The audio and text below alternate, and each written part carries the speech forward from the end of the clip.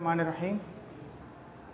आज accounting second year video lecture series हमारे पास start होने जा रही है। आज हम इस पर्टिकुलर वीडियो के अंदर पेपर पैटर्न को थोड़ा सा डिस्कस करेंगे और उसके साथ साथ वो टॉपिक जो हमने सेकेंड ईयर अकाउंटिंग के कवर करने हैं इंशाल्लाह उनके ऊपर भी डिस्कशन करते हैं। सबसे पहले पेपर पैटर्न की बात कर लेते हैं। पेपर पैटर्न हमारे पास वही 100 मार्क्स का है जैसे कि हमारे पास फर्स्ट ईयर के अंदर होता था। सेक्शन ए MCQs 20 मार्क्स पर, section B short questions 50 marks, यानी 5 क्वेश्चन करने के लिए आते हैं।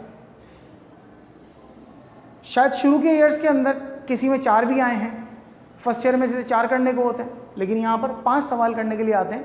10 नंबर का एक सवाल होता है और यहाँ पर आपके पास 30 मार्क्स का है जिसमें कभी 3 सवाल भी होते हैं और कभी 2 सवाल भी होते हैं।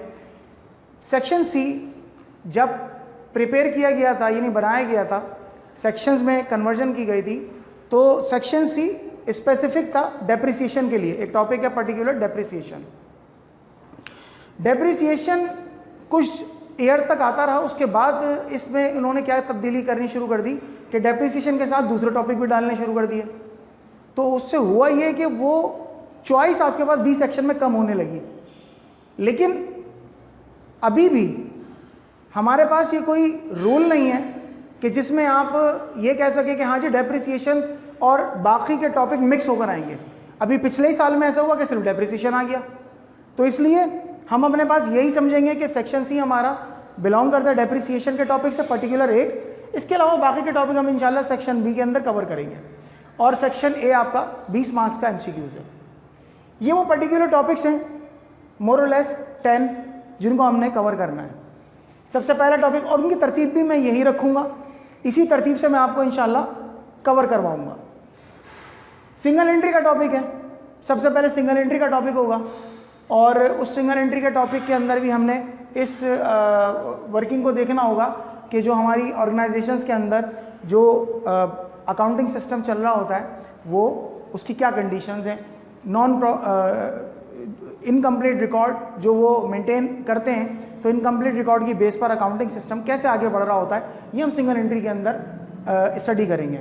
नॉन प्रॉफिट ऑर्गेनाइजेशंस वो ऑर्गेनाइजेशंस होती हैं आमतौर पर जिनका बुनियादी मकसद प्रॉफिट एक्यूमुलेशन नहीं होता। प्रॉफिट तो जनरेट करती हैं किसी भी तरीके से, मगर वो प्रॉफिट वेलफेयर पर्पज़ में लगा देती है। इस तरह की बहुत सारी ऑर्गेनाइजेशंस हैं हमारे यहाँ। तो इसी तरह एक टॉपिक हमारा issues of shares and debentures. Shares नाम से जाहिर है, इंशाल्लाह इस पर्टिकुलर टॉपिक में हम बहुत ज़्यादा तफसील से इस बात को पढ़ेंगे कि जब शेयर्स इशू किए जाते हैं तो उस वक्त क्या प्राइस होती है, उनकी क्या जो है मार्केट प्राइस है, क्या जो है वो वैल्यू है। रिटेन अर्निंग्स एक टॉपिक है। इश्यूज ऑफ शेयर्स और रिटेन अर्निंग आपस में एक दूसरे के साथ लिंक करते हैं, तो इसलिए इनको हम आगे पीछे स्टडी करेंगे ताकि हमारा इसका कॉन्सेप्ट यहाँ पर इस्तेमाल हो सके। डेप्रिसिएशन जिसकी मैं बात कर रहा था, जो कि पर्टिकुलर सी सेक्शन से बिलोंग करता है। अब शायद ये सवाल आपके दिमाग में आ सकता है कि हम पहले बी सेक्शन कर ले फिर सी। नहीं, ये एक सीक्वेंस है। सी सेक्शन का डेप्रिसिएशन हम अगर पहले कर लेंगे तो ये तरतीब हमारे पास बेहतर बन जाएगी। उसके बाद हमारे पास एक टॉपिक है जिसमें पार्टनरशिप को हमने या पार्टनरशिप अकाउंटिंग को हमने डिस्कस करना होगा, जिसमें पार्टनरशिप फॉर्मेशन कैसे होती है, उसका division of profit and loss का क्या तरीक़ेकार होता है। फॉर्मेशन का मतलब ये है कि कितने लोग उसको मिलकर बना रहे हैं, किस तरह की इन्वेस्टमेंट लेके आ रहे हैं, और इसके अलावा क्या कोई रनिंग बिजनेस है जो 2 लोग मर्ज करके बना रहे हैं या कोई नया बिजनेस शुरू करने जा रहे हैं। इसी तरह division of profit and loss में इस बात का अंदाज़ा किया जाता है या इस बात को डिस्कस किया जाएगा इंशाल्लाह कि अकाउंटिंग पार्टनरशिप अकाउंटिंग के अंदर जो प्रॉफिट एंड लॉस की शेयरिंग है, उस शेयरिंग का तरीक़ेकार क्या होगा, हर पार्टनर किस अंदाज से शेयर करेगा, चाहे प्रॉफिट हो, चाहे लॉस हो, चाहे वो ड्राइंग हो, चाहे वो कैपिटल की इन्वेस्टमेंट हो या जो है बिज़नेस की क्या तरीक़ेकार हो। प्रॉफिट एंड लॉस का पर्टिकुलरली हमने इसी के अंदर स्टडी करना है। इसी तरह पार्टनरशिप के अंदर जब बिज़नेस कंटिन्यू होता है तो बिज़नेस अगर एक्सपेंड हो रहा है और आपको ज़रूरत पड़ रही है कि मज़ीद भी लोग इसके अंदर हमें एंटर करने चाहिए, तो उस वक्त हम मज़ीद किसी बंदे को दाखिल करते हैं, उसको हम कहते हैं एडमिशन, एडमिट करना नए पार्टनर को बाकी तमाम पार्टनर्स की म्यूचुअल कंसर्न के साथ उस वक्त बिज़नेस किस तरीक़ेकार से चेंज होता है, क्या अकाउंटिंग ट्रीटमेंट होती है, वो हम इसमें डिस्कस करेंगे।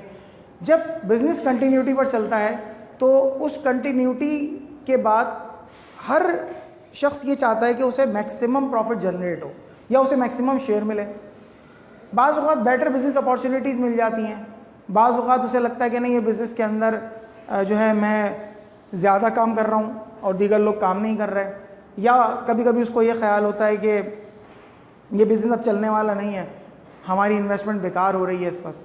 तो इस तरह की मल्टीपल थिंकिंग जब आती है तो पार्टनर क्या करते हैं कि बोलते हैं भाई ठीक है, मैं बिज़नेस को छोड़कर इस बिज़नेस से अलग हो रहा हूँ, तो उसको रिटायरमेंट का टेक्निकली नाम दिया गया। अब एक बात और याद रहे कि अगर पार्टनर की डेथ हो जाती है, वो जो डेथ ऑफ पार्टनर है वो भी एक कनेक्ट हो जाता है रिटायरमेंट के साथ, क्योंकि पार्टनर बिजनेस से चला गया, चाहे वो डेथ की सूरत में गया या चाहे वो जो है बेटर बिजनेस अपॉर्चुनिटी या किसी और वजह से गया।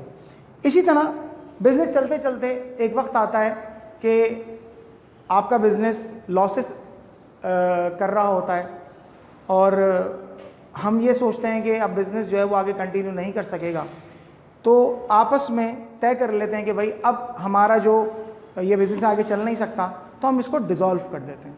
डिज़ोल्व करने का मतलब क्या है, या लिक्विडेट कर देते हैं। इन दोनों का मतलब ये कि बिज़नेस को ख़त्म कर रहे हैं, वाइंड अप कर रहे हैं बिज़नेस को, और जो भी जिसकी शेयरिंग होती है उस शेयरिंग की मुनासबत से उसको जो है अपना शेयर मिल जाता है कि कितना जो है वो एसेट जो होते हैं वो बेच दिए जाते हैं, लायबिलिटीज़ पे ऑफ कर दी जाती हैं, और उसके बाद फिर आगे की जो है कंटिन्यूटी आती है। इंशाल्लाह अगले वीडियो लेक्चर में हम अपना पहला टॉपिक सिंगल एंट्री का शुरू करेंगे, और इस सिंगल एंट्री के टॉपिक के अंदर जो भी तरीक़ेकार हैं, जो भी अप्रोचेज़ हैं, इंशाल्लाह हम उसको बहुत तफसील से डिस्कस करेंगे। तो बस एक बात का ख़याल रखना है, जो प्रैक्टिस असाइनमेंट हैं वो आप जो है मुझसे रब्ता करके उन्हें ले सकते हैं। उसके बग़ैर आप इस सेकेंड ईयर के अकाउंटिंग के टॉपिक्स को अच्छी तरह नहीं समझ सकेंगे, तो इसलिए आपको मुझसे रब्ता करना है और प्रैक्टिस असाइनमेंट मुझसे लेने हैं, ताकि हम जो सवाल मैं यहाँ करवाऊँ उसकी प्रैक्टिस घर पे भी करें, फिर होमवर्क के तौर पर भी आप अपने पास सवाल करें।